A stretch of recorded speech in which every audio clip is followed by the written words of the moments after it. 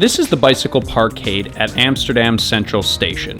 It's pretty average size for the Netherlands. Every single day, this parkade fills and empties from bikes all over the area, getting on a train to another part of the country. The only problem is, I left mine somewhere in here too. Hey team, welcome back to another Levi's Save the World Hildebrand episode, the channel where we prove that you don't need to be a hero to save the planet. Today we are in Amsterdam, and we're going to be talking about how the world's cycling city got its reputation and how that impacts the people who live here.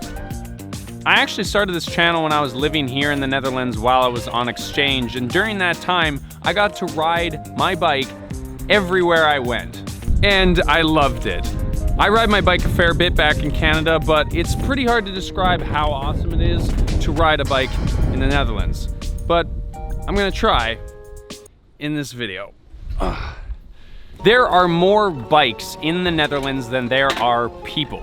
And every single day, almost half of the people commuting into work in Amsterdam go by bicycle. That's crazy high in comparison to most North American cities, but this bike culture was not always a sure thing. In the 1960s and 70s, the Netherlands was quickly becoming a car culture, much like the rest of the world. They were leveling buildings and whole neighborhoods to make way for roads and the cars that would be on them. But after numerous deaths and accidents on the roadways because of these new automobile expansions, the public outcry began. The rallies and the protests generated so much pressure that the Dutch government was forced to succumb to their wishes, and the bike-centric Dutch culture that we see today arose. Now, of course, this is a massive oversimplification of a historical period. Bloomberg does a way more comprehensive dive on this particular subject, and I'm going to leave a link to their video down below. So despite car culture becoming basically synonymous with humanity across the world, the Netherlands has chosen to prefer two wheels over four for a variety of reasons. Topography, a rich history of cycling being just a few of them, but there's one main reason for this. And that's because Dutch people are always high.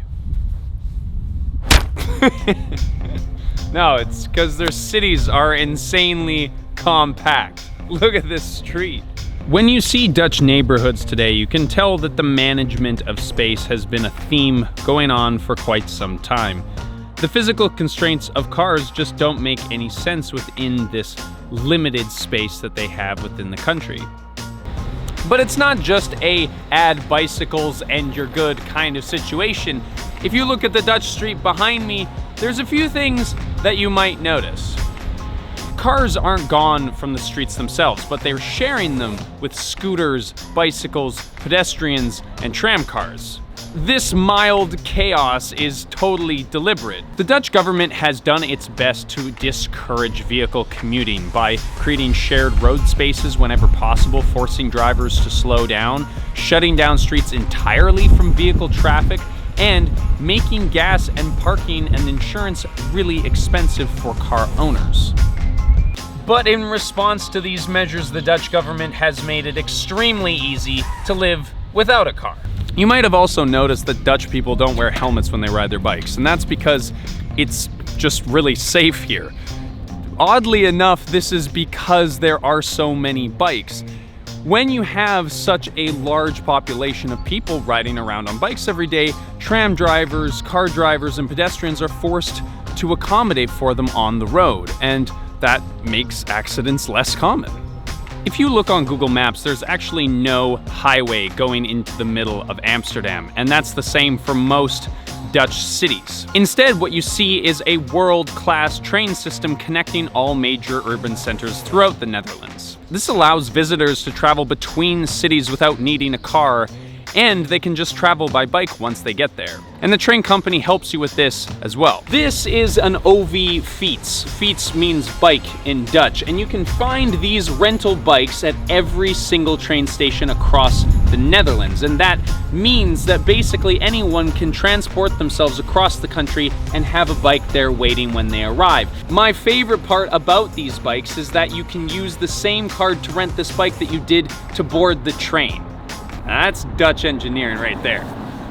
So Amsterdam is not so much the cycling city as it is just an awesome example of what transportation in urban centers could look like going into the future.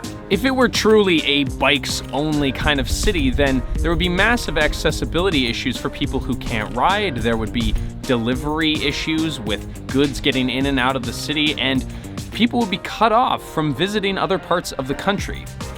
And this is why I get so frustrated when I hear North American cities talking about the ideal conditions that made Amsterdam what it is as an excuse for why bikes won't work in their city. Many of them are imagining this sort of idyllic bicycle paradise, but they're ignoring all of the diversity in the transportation system that truly makes it work.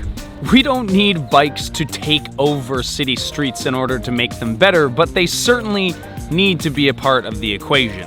Because the result of this diversified transportation system is what everybody loves about Amsterdam as a city. Small, walkable neighborhoods, quiet streets, community spaces, and local shops and restaurants. If all of that urban planner talk didn't mean anything to you, basically all this means is that Amsterdam's an incredibly Instagrammable city. Like, look at that. By the way, if you're not following me on Instagram, my handle is right there. So Amsterdam kind of has the perfect storm of elements to make it a great biking city, but that doesn't mean that other cities can't do the same thing.